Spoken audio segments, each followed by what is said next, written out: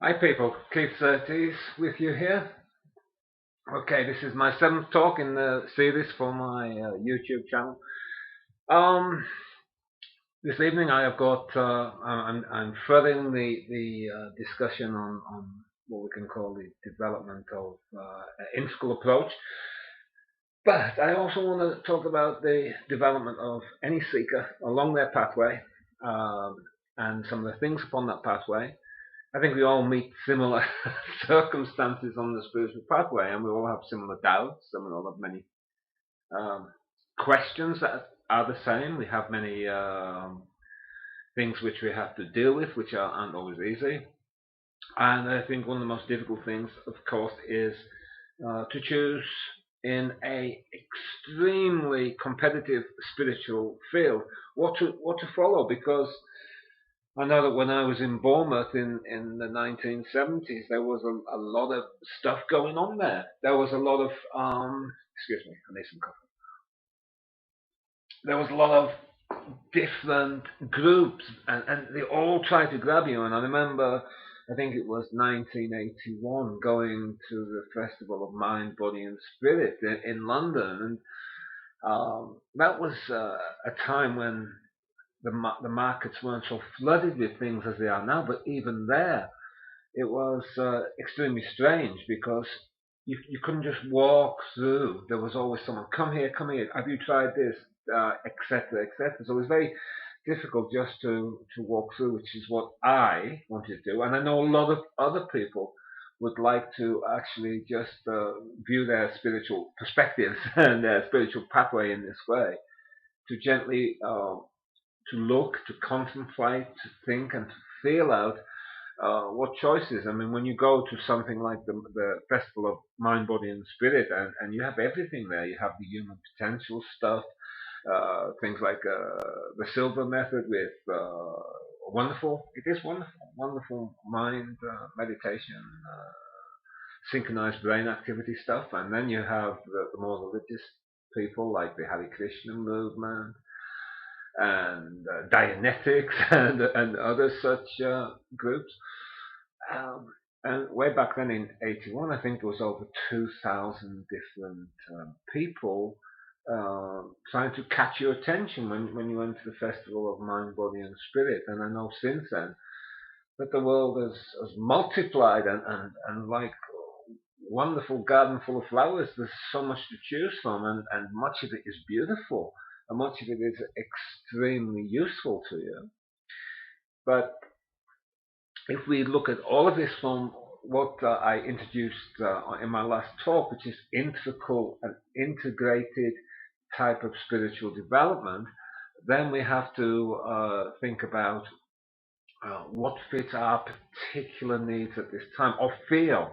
Yeah, maybe not so much think, because when I look back, my best choices have been made from a deep intuitive level, and using the mind and intuition in intelligent ways is one of the best tools that the seeker has. Um, the intuition is difficult to describe on talks. It's or even in books. It's something that I think you can develop in small groups with people. I would suggest even groups of anything over 10 it's more difficult. Fiona and myself, when we work, always try to keep groups to 10 or below, because this is very personal. Of course, there is a pressure sometimes when more people want to attend to have maybe 15, 20 in a group. But I think it's nice to split those groups and focus in a more personal way on each person that's in that group. And that's the way that I have found for myself, and I think Fiona would back me up on this. I have found much growth and much learning when there is a possibility of interacting more deeply with the teacher who is taking you into that particular new subject that you're studying. So yeah, there's many things out there, and really what I'm saying is it's kind of a follow-on from my last talk here, which is that the intuition and your own self-worth and your own, what I'm going to call spiritual confidence, your own spiritual confidence is extremely important. Um, I've done some work on these talks so far to try and separate the old religiousness from true spirituality, and I also suggest, and I strongly stick by my point of view because I think it's a very educated and point of view, and a point of view backed up by looking into these things for around 30 years, more actually, because I'm getting older. But to go back to the subject, there's a lot out there. But when you work with the integration and understanding of the first step, the different parts of your personality. So with a integrated spiritual development scheme, you look at the different levels, and the first level really, if you're going to start right at the bottom of the rung, isn't even the intuition and your choices. It's to get the body and the health correct, to work with the vitality of the body. Personally, I was extremely drawn to the martial arts, and I've done different forms of karate, and I did some Wing Chun for 4 or 5 years with different teachers. And Wing Chun is a Chinese martial art. But whilst I was doing the Wing Chun in Bournemouth and also in Blackpool in the north, and Worthing in the south, and the teachers, very good teachers, they were top Wing Chun instructors in the UK. But I met a lot of their friends from Hong Kong, and some of these were extremely brilliant Qigong teachers, and that really has always interested me. I loved to do the martial arts when I was young. I loved the feel of the energy flowing through one's body, but I also got into the slow and the meditative type movements of Qigong. So one's physical side cannot be ignored. I personally myself in the past said to people, "Oh, we don't have to worry about the physical side so much because we've dealt with that in earlier lives." I made this statement. I remember making this statement, but I was wrong. And I was wrong because I was going through a slower physical period, more in my emotions and mentality at the time, and this reflected some of the things I said in the teaching. And this is a point that I want to make over and over again. A teacher, no matter how committed they are to the work, still is at the personal stage themselves of development, and is going through personal unfolding of their spirituality, which means that everything they say is colored by the stage they're at and the connections. So on the pathway, I've been very connected often to the energy of love, wisdom, and my teachings have been really, maybe for 10 or 15 years, really focused on that.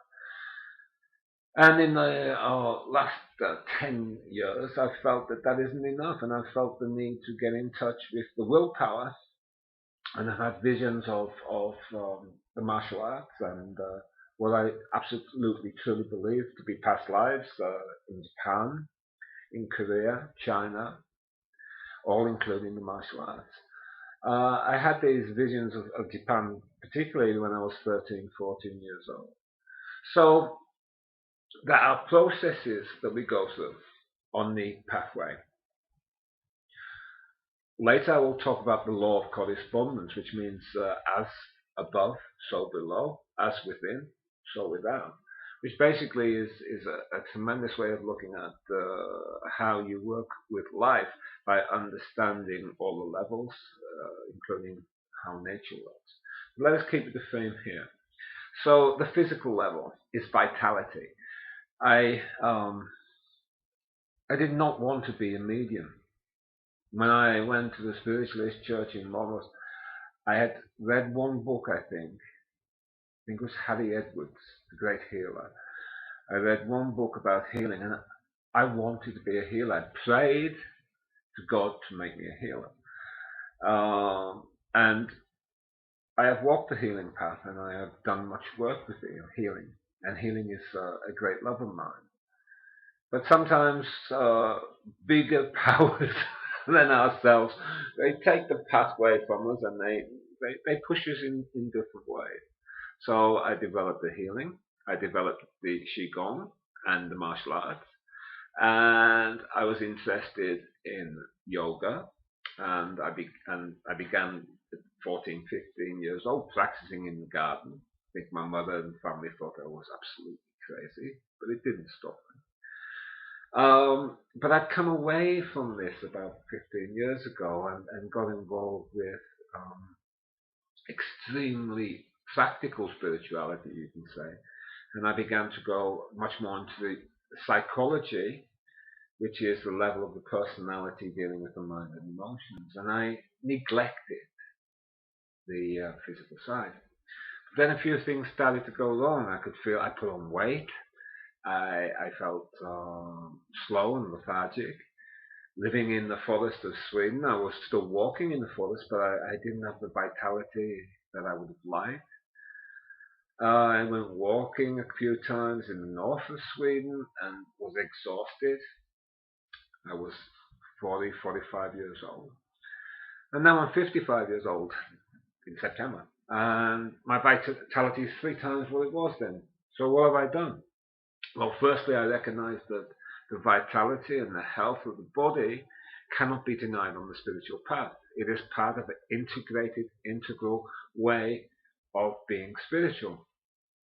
I was very impressed many, many years ago with the works of the great Sri Aurobindo and the Mother, and I studied those works, and there's much there about vitality, prana, and how to work with the systems of prana within you, or the different channels of prana within you. And it's very similar to the meridian lines that we taught in Qigong and acupressure and other systems.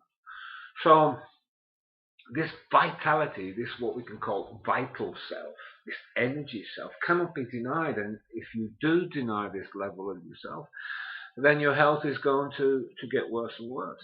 So I began to realize that I had to change things, and upon moving to Spain, there was a tremendous amount of physical work I had to do, and I realized how much I was enjoying this. I'm a mountain walker. I love walking hills and mountains, and when I can get out in them, I do. So I had this experience too. Within 6 months, I had lost around 13 kilos, and I'm still losing weight and enjoying it. I'm not trying to lose weight, I'm just enjoying the physicalness. I've been training in Qigong with a very dear friend of mine, Inga Bunes, and she is a good Qigong teacher, and she has been working with just helping me to understand some subtleties of Qigong. And although I've done Qigong for many years, what she taught me was more effective than I'd been taught in the past, or rather, she taught me in ways which I could understand. So, this is very important. So I came back to the understanding that we must work with the physical side of the self. I'll let you choose that. As I said before, there's a whole lot of things out there. The one thing I will say to you is that you just need to do the energy work. You don't have to get involved with a load of highly stylized philosophy, whether it's Chinese or Indian or Tantric or whatever. What you really do need is a teacher who has a good flow of energy, who knows how to open your energy, knows how to work with you uh, in meditation, in energy work, and also can have enough insight, enough clairvoyance, and enough intuition so that they can push you through the blocks and they can help you release the blocks. One of the biggest blocks is laziness.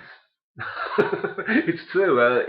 I've fallen into this myself. Laziness is a kind of it's called tamastic energy in India, and it basically means the slowness of the physical energies, leading towards stillness and death.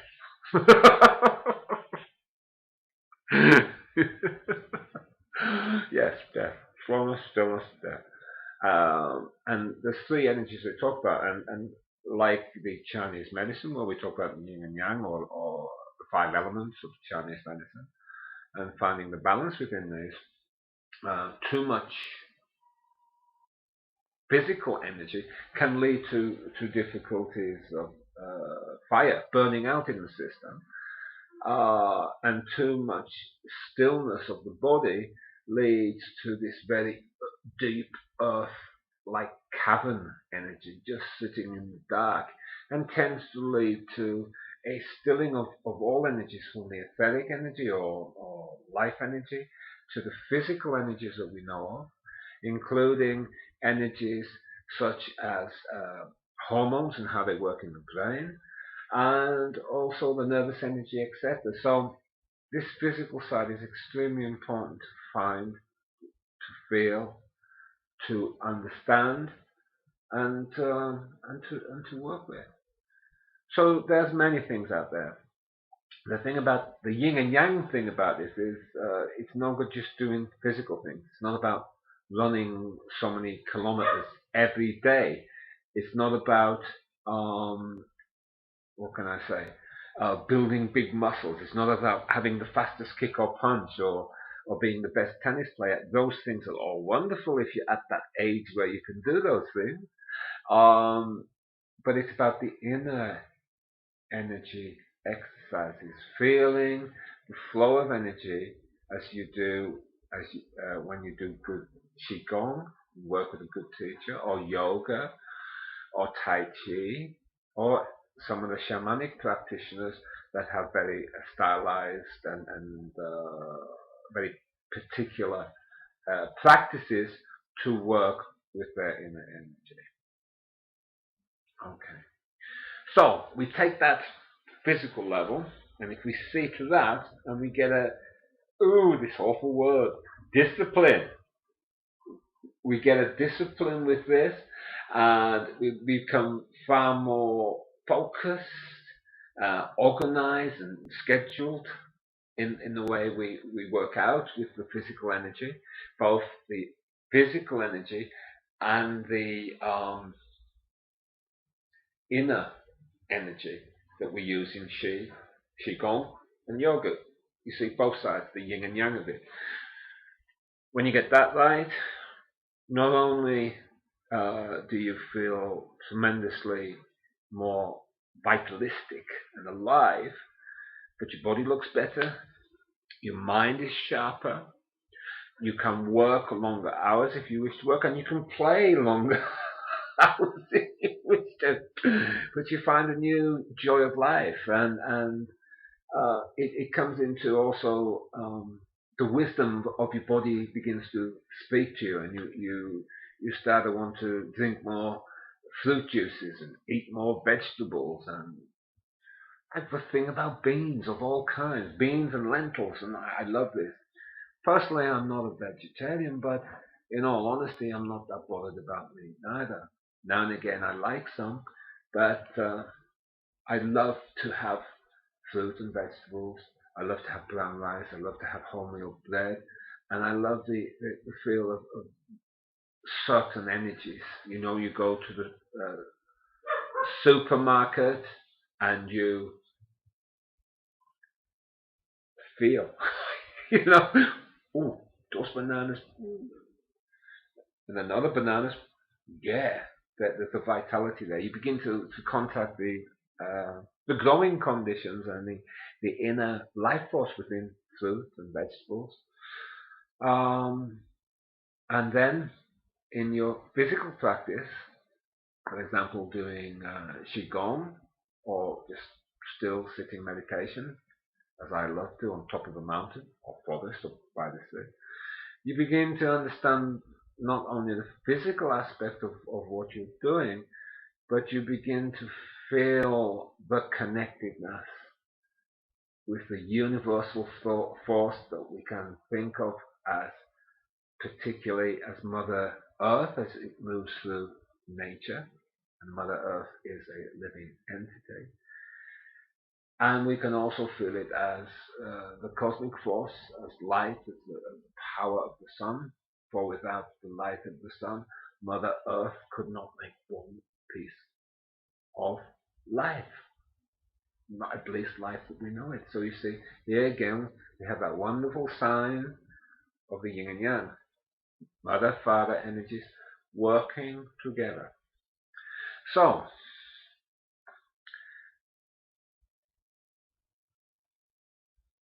okay, that was a deliberate stop, by the way. So, um, as you become more intuitive, then you can begin to choose more precisely what you will put your energy into and where you don't want to put your energy. You might walk into a place like I have many times, and on the surface, what I see with my eyes and what my mind recognizes is one thing, but what my deepest intuition and deep level body energy is saying is no. And sometimes because the mind has very particular ways of seeing things, and I will give you an example of what I mean here. I've been told of an enlightened guru, an Englishman in Bournemouth, and eventually I got to see this man. He, I, I really can't explain this, but his auric field was right outside the building. It was enormous, and I felt this as I was walking through Boscombe Park toward the place. He didn't know I was coming. He'd probably heard about me through another friend, Douglas Rodenhurst, who told him about me and my spiritual interest. Anyway, I knocked on the door, and the door opened. I nodded to this old, rather round-looking guy, old, 65 years old, I think. And I said, "Hello, I'm Keith," and he looked at me. "Hello, dear boy. I've been waiting for you." Anyway, there started a wonderful relationship with him and his new woman, who became his wife while I knew her. And he's the guru. I've been told he's the guru. And I'd read all kinds of stuff by then. I was 19 when I met him, nearly 20. And I've been reading about this. And the gurus were, they were like walking on water. They was always peaceful. They were never angry. These superhuman figures that had been painted by Westerners explaining what the Eastern guru was supposed to be. So I think on the third or fourth time I went round to their house and was asking questions. And Clarice was making some coffee in the kitchen, and I said to John, tell me something that I should always remember and keep in mind. Something higher spiritual knowledge that will help me through this pathway of seeking, or something like that, I said. And he looked at me and said, remember this, dear boy, people are shits.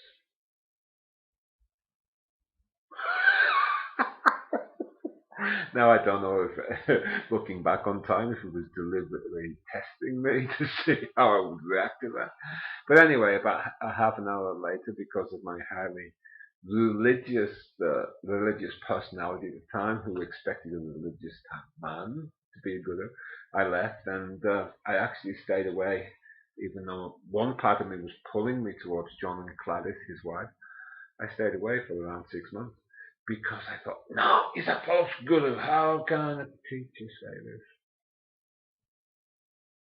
I realize now exactly what he was talking about. That what Eckhart Tolle calls the pain body in people, what we can call the shadow. It's a piece of shit. Don't believe me? Just look at the world. But he wasn't saying, when John defined people, he was talking about the truth of what we see out there in the world. Often people behave in the most terrible, disgusting, violent, sneaky ways. And this is the pain body acting out. And you just have to look at the world to see this. So you see, try not to be too religious. So what I'm getting at here is it wasn't my intuition that kept me away from John and Gladys. It was my mind. It was my ideas of what a spiritual teacher should be. My inner self also understood John. as a lot of true spiritual teachers, truly awakened ones are, which is, they are cosmic jokers. They joke. It's not a sick joke, it's not a cruel joke. But they laugh at our small ego understandings, and they laugh at our need to have everything neatly packaged and neatly laid out on the table and made black and white. It must be this, but it can't be that. This is the beginner on the pathway. They are extremely religious, and everything must be in certain little packages and laid out in certain ways. And that's the way I was at that age. But my soul was bigger than that. My soul fought me and eventually got me back to see John Swan. And I'm glad, because he only lived a few more years after me. And I learned a lot. And I also learned that sometimes the people with the most knowledge do not want to be publicized. And I tried to publicize his work, some handwritten books, etc. And he said to me, no. And I asked him, why? You have brilliant teachings, much better than many that I've read. And he said, well, dear boy, I can say what I want now. And I don't have to be bored and say it all the way that some publisher wants me to say it. I am a free spiritual teacher. And I said to him, but there's so many more you can reach. I reach them. I reach them with my mind and my love. Okay, so that's the end of the story. But basically, your intuition is one thing, and the concepts in your mind are another thing. Okay, so find your pathway by using this intuition in the best way you can. So once we have that base of the physical level, we move into the psychological level. And the psychological level is really to know the tricks of the ego. What the Indians often say is, the mind is a monkey mind. It's always jumping about like a monkey, jumping from one idea to another idea. It cannot stay focused. And this is where there's a saying, everyone can meditate. Yeah, maybe. You can all sit there. But to find the deep levels of meditation takes an energy of practice, a discipline of practice, and also understanding of the joy that meditation brings, so that deep discipline actually isn't really hard, because you know the benefits from each meditation. You know the beauty of meditation.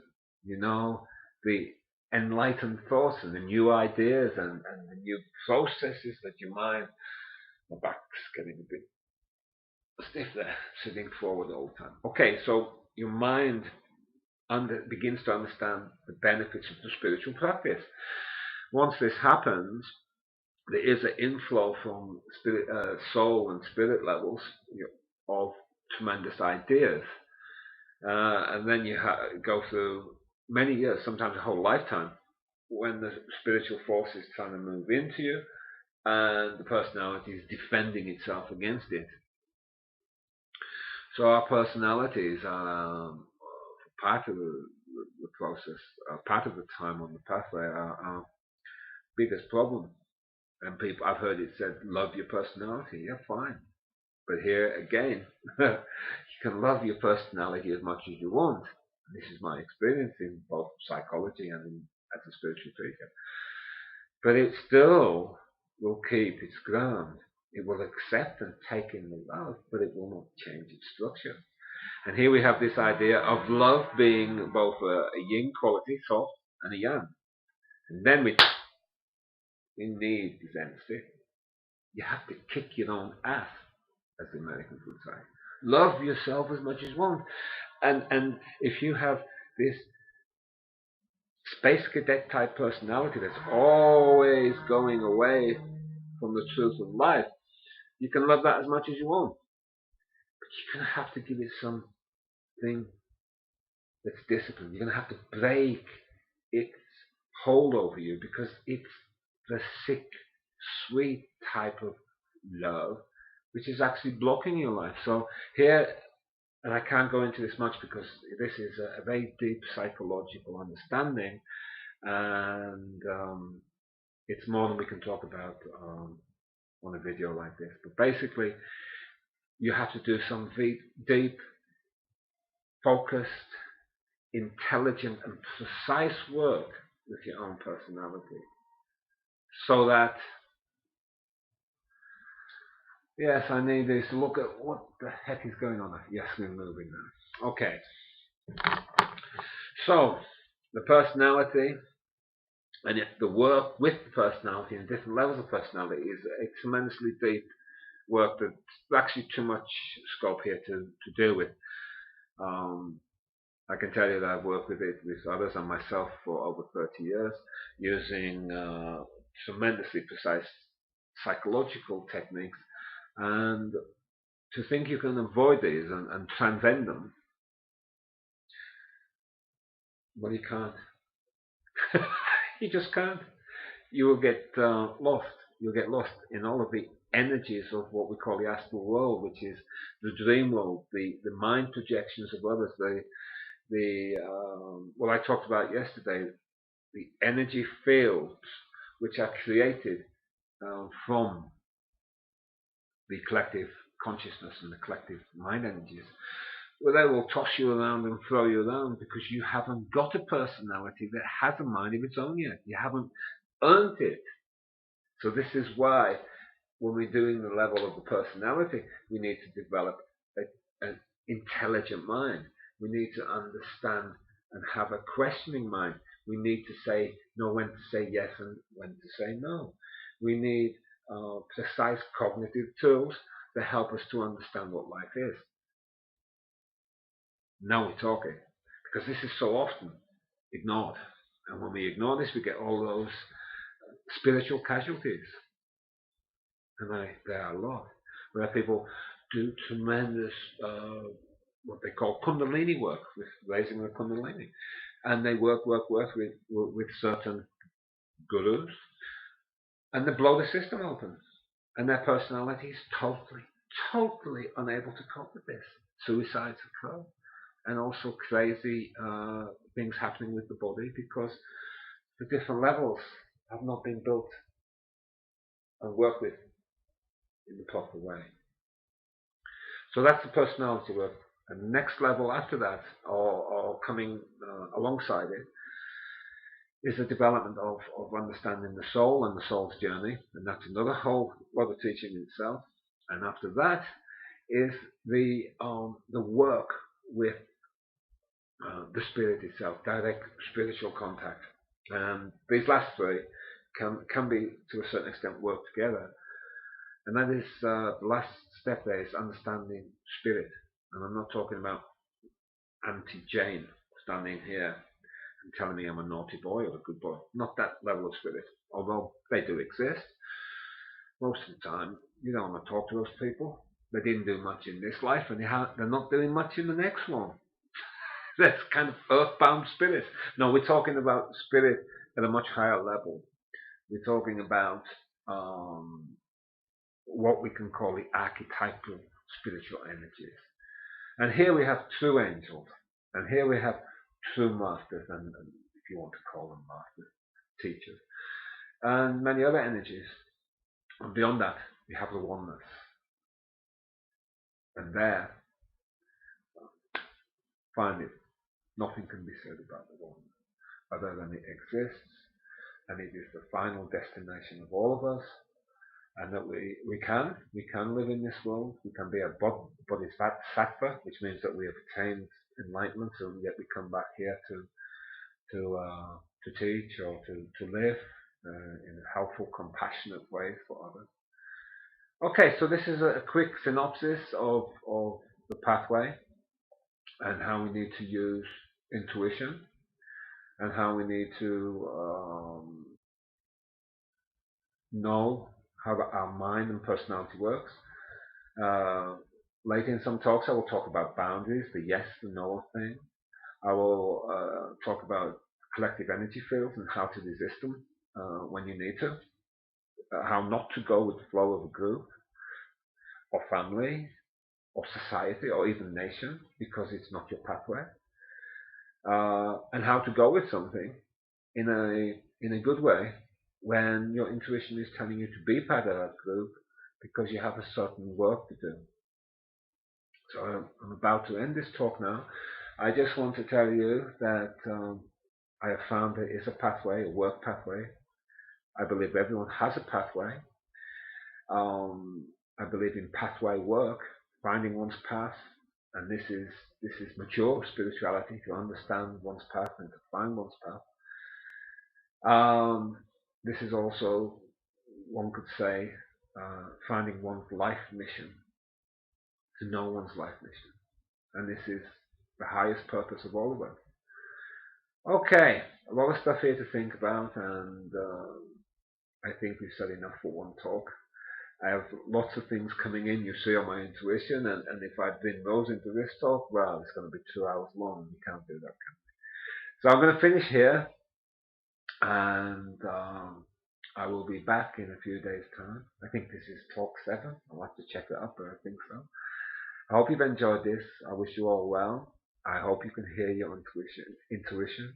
I hope you can begin to trust your spiritual self. I hope you can begin to believe in yourself. Okay. Thank you for listening. Take care of you. Bye bye now.